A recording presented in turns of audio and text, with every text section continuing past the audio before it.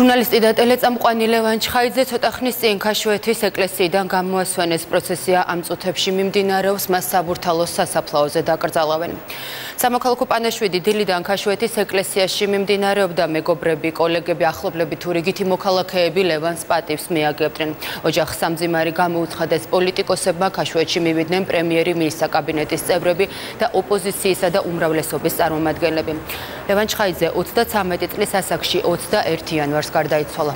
დღევანდელი დღე მის ოჯახთან ერთად ლევანის კოლეგებისთვისაც განსაკუთრებით მძიმეა.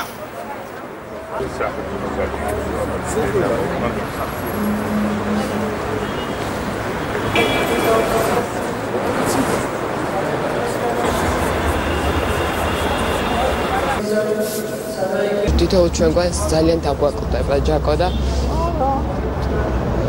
ოჯახისთვის დღევანდელი დღე განსაკუთრებულად მძიმეა. მართლა განსაკუთრებულად გამორჩეულად კეთილშობილი და მზრუნველი ადამიანი იყო ჩვენი ჯაკო. მთელი ერიგოებს დღეს მას იცნობდნენ, არ იცნობდნენ რიგითი მაყურებლები, აბსოლუტურად ყველას დაგვწყვიტა გული და მე არ ვიცი როგორ შეიძლება რა ცხოვრება გავაგრძელოთ მისმა მეგობრებმა ჯაკოს გარეშე. დიდი ტრაგედია არის, რა თქმა უნდა. როდესაც ასეთი ახალგაზრდა, ასეთი მაღალი პროფესიონალი გვტოვებს, მე მინდა გამოვხატო ჩემი სამძიმარე ლევანის ოჯახის მიმართ, ლევანის ახლობლების მიმართ, კოლეგების მიმართ.